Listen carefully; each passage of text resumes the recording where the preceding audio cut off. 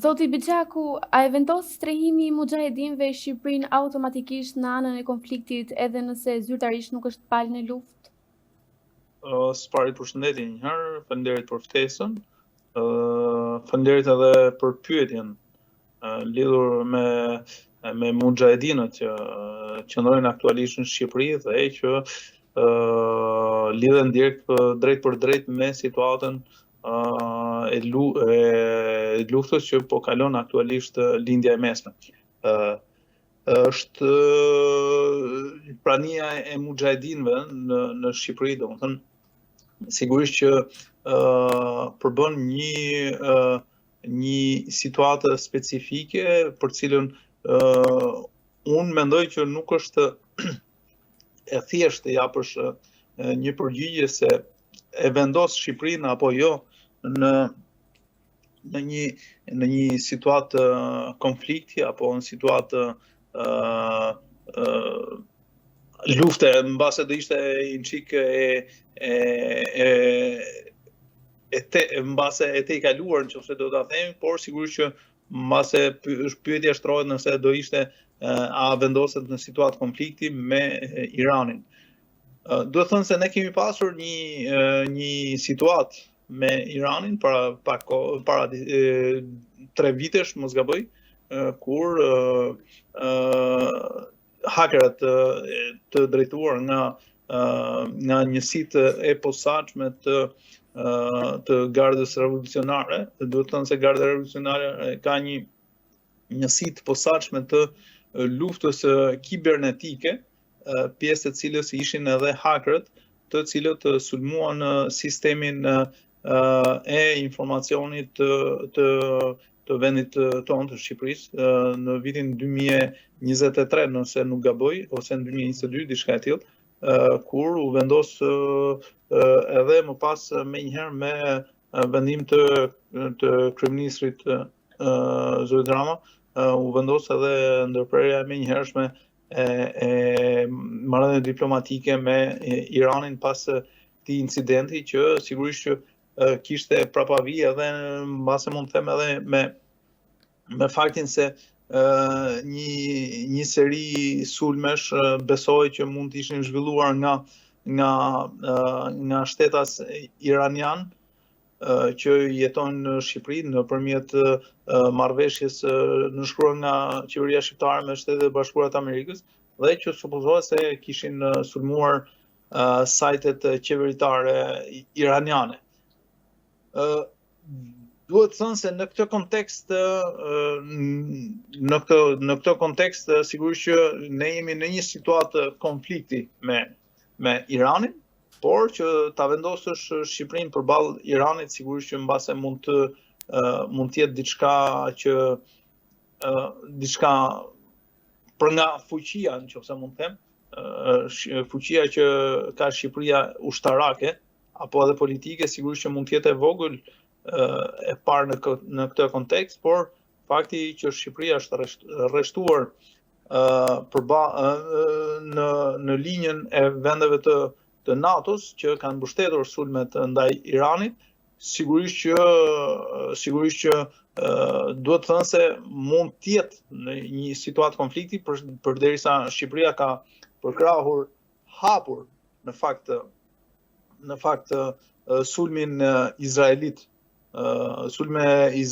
kundër Iranit edhe kundrejt siteve të tyre ushtarake dhe sigurisht edhe kundër siteve bërthamore që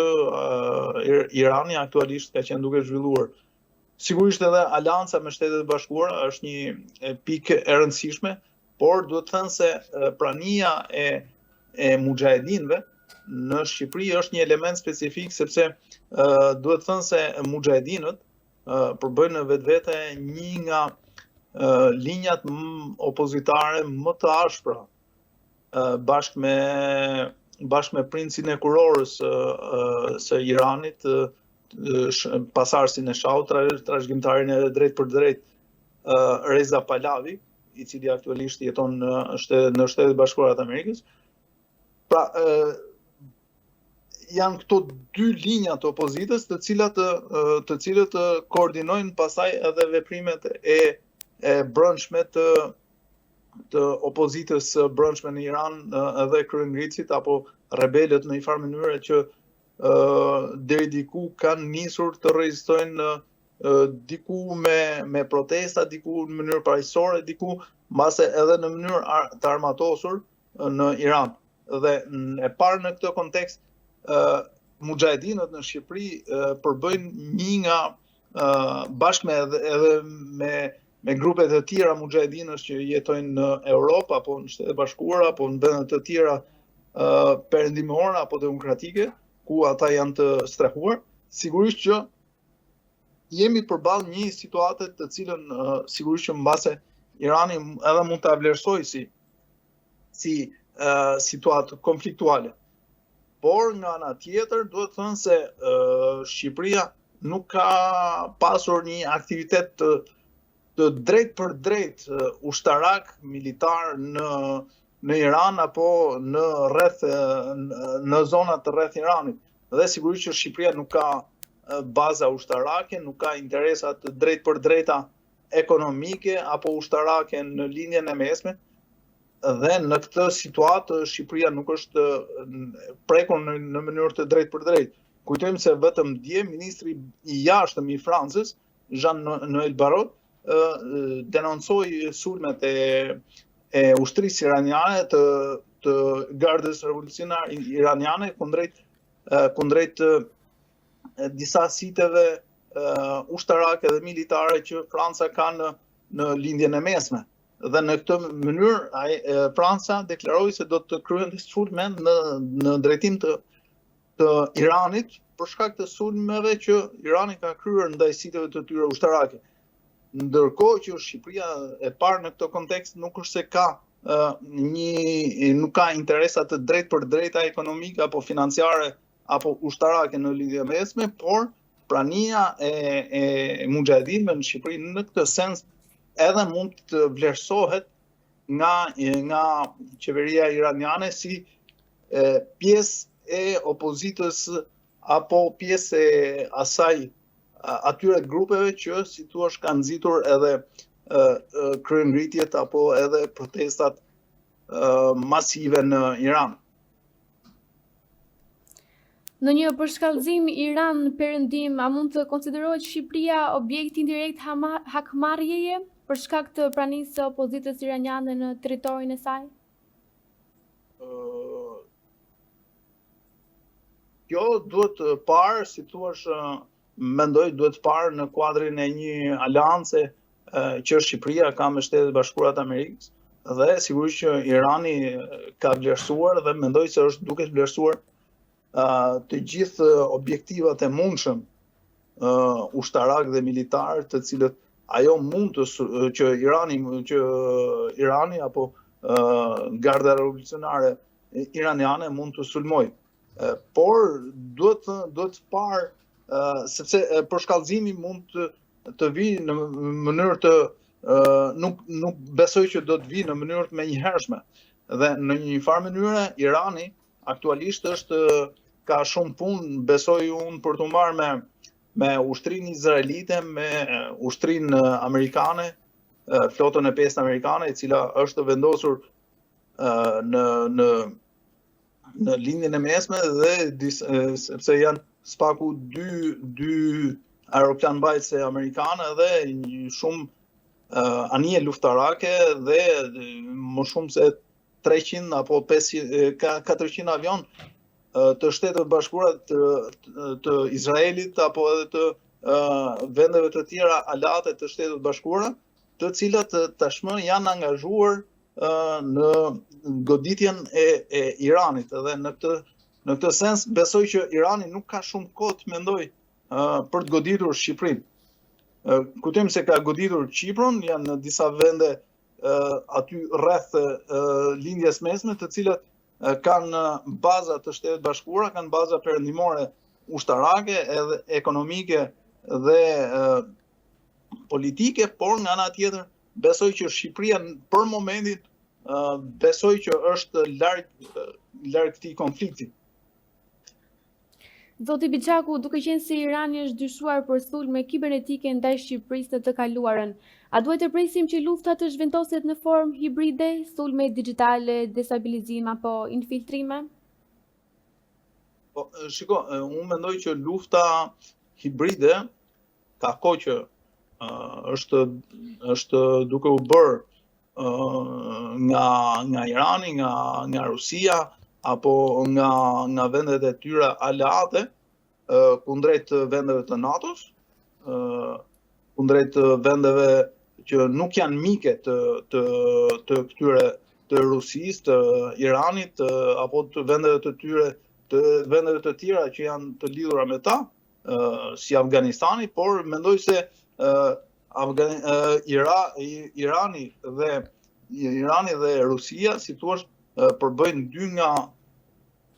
dy nga vendet kryesore nga cilat janë pritur dhe priten sigurisht edhe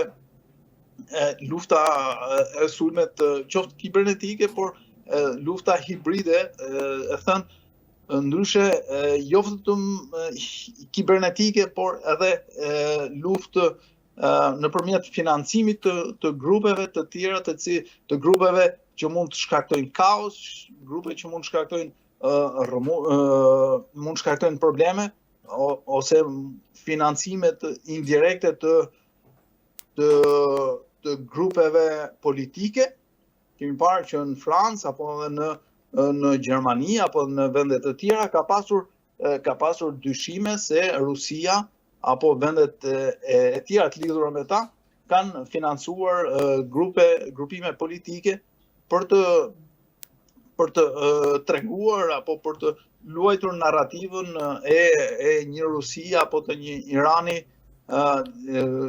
siç mund të themi, që është një shtet paqësor apo që është në të drejtën e tyre, që janë në të drejtën e tyre ndërkombëtare, por nga ana tjetër kemi vënë re se shpesh, si thua, narrativa e treguar prej tyre është mbartur dhe është transmetuar nëpërmjet subjekteve apo figurave të rëndësishme politike. Para disa kohësh në Gjermani, e djatha ekstreme gjermane është akuzuar për lidhje dhe financime apo të prezantimit të narrativës ruse apo të narrativës, kur them narrativës ruse, por sigurisht që edhe të vendeve aleate të lidhura me ta. Dhe ndërkohë nga ana tjetër, her pas here kemi parë edhe fluturime të dronëve vëzhgues mbi sitet ushtarake të vendeve të NATO-s, të Gjermanisë apo të Francës, Belgjikës, të cilat sigurisht që kanë, mbase mund mos kenë rol direkt për të vëzhguar aktivitetet ushtarake, por sigurisht që kanë një rol për të krijuar një farë destabilizimi, një farë frike, një farë paniku. Dhe si thua, një luftë e tillë hibride mund të prezantohet edhe në Shqipëri. Kujtojmë se 2 vite më parë, apo në pak momente pasi filloi lufta në Ukrainë, pasi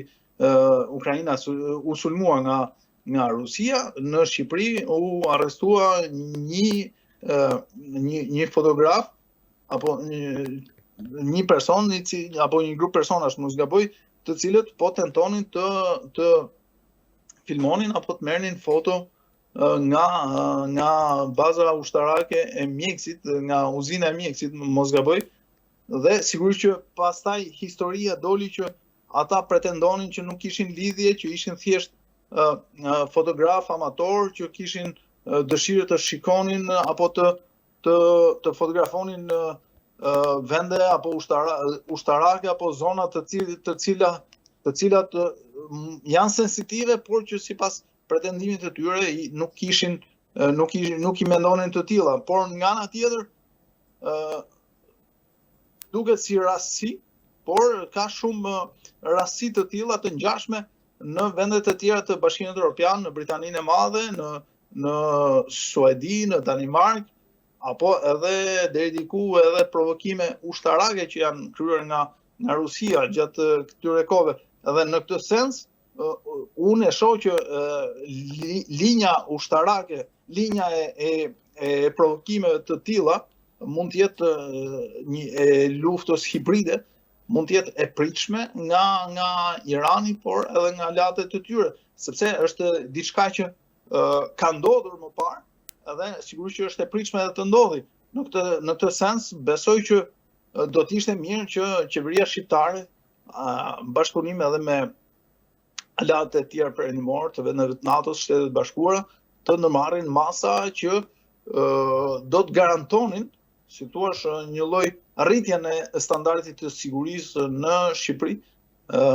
sidomos në mënyrë të veçantë në sitet e rëndësishme ushtarake apo edhe në drejtim të shmangjes së ndërhyrjes apo të financimit të subjekteve politike të cilat mund të krijojnë apo të tentojnë destabilizimin e vendit. Sa reale është mundësia që strukturat e inteligjencës iraniane të operojnë në Ballkan me synim goditjen e mujahedinëve, duke rrezikuar kështu sigurinë e qytetarëve shqiptar? Po, shiko, unë mendoj që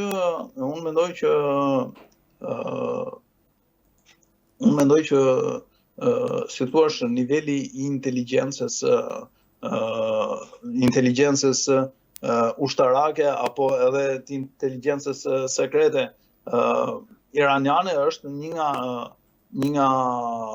nivelet më të larta që aktualisht ka në lindjen e mesme. Sigurisht që nuk mendoj se mund të krahasohet me nivelin e inteligjencës ushtarake apo të sigurisë që ka Izraeli apo që kanë Shtetet e Bashkuara apo vendet e tjera të NATO-s, por sigurisht që ata kanë një nivel jashtëzakonisht lart dhe sigurisht që unë besoj që sigurisht që mund të kenë edhe një rrjet të konsiderueshëm spionazhi. Problemi është se, sipas mendimit tim, ky rrjeti i spionazhit të vendeve të tilla është shumë i lehtë për të futur dhe për të penetruar dhe për të pasur aktivitet në vendet që kanë një farë lirie, një farë demokracie, sepse nëse do të shkonim në Iran, një person do të ishte i detyruar të deklaronte ku jeton, një huaj, po them, gjithmonë, që ku jeton, nga vjen interesat, se ka ardhur, ndërkohë që një iranian që vjen në Shqipëri mund të vijë shumë mirë me pretendimin se mund të kërkojë azil politik dhe sigurisht që mund të integrohet për një farë periudhë në jetën politike dhe shoqërore apo ekonomike dhe sociale të vendit, dhe më pas disa kohësh kur gjithë mendojnë që ai tashmë është integruar dhe ka nisur të integrohet në shoqërinë shqiptare, ai në atë moment pastaj sigurisht që krijon edhe ndërton një aktivitet spionazhi në interes të vendit për cilin ka ardhur ose i cili e ka dërguar. Kështu që integrimi për mendimin tim, integrimi i struktura të tilla në vendet demokratike ndonjëherë është shumë më i lehtë se sa që mund bëhet e kundërta që vendet demokratike sado të forta të kenë strukturat e tyre të inteligjencës, të mund të integrojnë persona apo njerëz apo një rrjet spionazhi në vendet përkatëse. Nëse mund të flasim, po them Rusia apo po them Irani apo vendet të tilla diktatoriale. A i ka hungur Shqipëria neutralitetin në lindjen e mesme që nga momenti që pranoi mujahedinët me kërkesë të SBA-s? Shiko, unë mendoj që pranimi mujahedinëve nga Shqipëria në këtë moment, kur në momentin që ata u vendos që të vinin në Shqipëri, mendoj që ka qenë një vendim i drejtë, dhe sigurisht që do të ishte një vendim që ka lidhje më tepër në kontekstin dhe aspektin humanitar të këtyre personave. Nga ana tjetër, nuk duhet harruar se pavarësisht faktit që pavarësisht faktit që këta persona do të kërkonin apo do të kishin nevojë për një mbrojtje ligjore, shëndetësore, apo një trajtim humanitar, njerëzor, nga ana tjetër, ata duhet theksuar se kanë qenë një nga grupimet më radikale kundrejt sistemit të ajatollave që u instaluan në Iran pas vitit 1978, pas revolucionit islamik të zhvilluar atje dhe që përfundoi edhe me marrjen e pushtetit nga Ayatollah Khomeini. Nëse s'ka problem. Nëse lufta përshkallëzohet, a mund të kërkohet nga Shqipëria një rol më aktiv nga aleatët perëndimor? Po, shikon, unë mendoj që nëse lufta do të përshkallëzohet, pastaj besoj që mund të hyjmë në rrjedha të tjera, të cilat për momentin është herët, mendoj që ti komentojmë, por që sigurisht që nëse lufta do përshkallëzohej, se si thua në një farë mënyrë në këto momente ose aktualisht luftimet janë në një fazë shumë intensive, por i vetmi përshkallëzim mendoj që do të është fakti nëse Irani apo aleatët e Iranit vendosin që të hyjnë në luftë me vendet e tjera aleate. Në këtë moment pastaj sigurisht që do të kishte lufta apo konflikti do të merrte për masa të tjera, të cilat sigurisht që besoj që do të ishin të vështira për të parashikuar dhe sigurisht që do të ishin të vështira për të dhënë definicione se çfarë mund të ndodhi. Por sigurisht që unë mendoj që në çdo rast Shqipëria, duke qenë se është e rreshtuar tashmë në krahun e NATO-s, është antare e NATO-s, është antare e Aleancës së Atlantikut, do të thënë se në një farë mënyrë është pjesë e këtij konflikti, pavarësisht se në këtë moment konflikti është i limituar apo i fragmentarizuar në zonën e lindjes mesme. Por nga ana tjetër sigurisht që mendoj që masa të tilla sigurisht që duhet të jenë të gjithë në çdo rast të nevojshme. Dhe sigurisht që Shqipëria apo vendet aleate sigurisht që do të merrnin pastaj masa si thua më emergjente sa i përket mënyrave të ndryshme, qoftë mbrojtjes ajrore, qoftë mbrojtjes kundër raketore, cilat nga kërcënimet të cilat mund vinë besoj nga Irani në këtë rast apo edhe nga aleatët e tyre. Por besoj që kjo do të ishte më pas një çështje që në cilën do të hynin më mirë edhe ekspertët apo njohësit më të mirë të çështjeve ushtarake. A rrezikon Shqipëria të përdoret si kartë presioni, po them, në përplasjen Iran-SBA? Nuk mendoj se jemi në kushte të tilla. Unë si thua, Shqipëria është ende larg kësaj mundësie. Fakti që Shqipëria është përfshirë apo është bërë pjesë e NATO-s apo ka dalë në përkraj të Shtetit Bashkuar të Amerikës, të Iranit, që sigurisht që nisi për shkak të konfliktit, që sigurisht nisi për shkak të pasurimit të uraniumit nga Irani. Por nga ana tjetër, unë mendoj që Shqipëria për momentin mund të jetë larg kësaj si thua zone rreziku apo kësaj mundësie për t'u përdorur si kartë nga palët në luftim, por sigurisht që pastaj unë mendoj që rreziku do të rritet, sigurisht që nëse konflikti do të përshkallëzohet dhe do të ketë mbas edhe një luftë civile në Iran, dhe sigurisht që pastaj mund të kemi më vonë edhe një krizë refugjatësh që do të ndikojë në mënyrë zinxhir në gjithë vendet e Bashkimit Evropian, në mënyrë të veçantë Turqisë apo vendeve të tjera të lindjes së mesme, të cilat janë rreth Iranit, dhe sigurisht që mendoj që do të ketë një impakt në këtë sens, dhe sigurisht që më pas nëse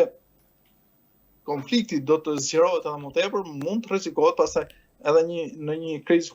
humanitare në rajon.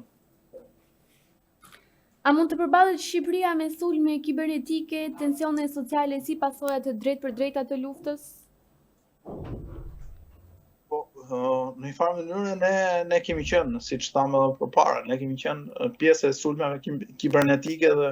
unë besoj që edhe mbas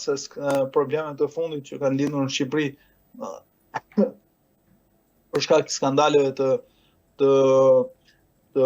Akshit apo skandaleve të tjera të mundshme që kanë pasur, ne sigurisht që ne kemi probleme me sigurinë kibernetike, dhe unë mendoj që ndërhyrja e qeverisë shqiptare do të jetë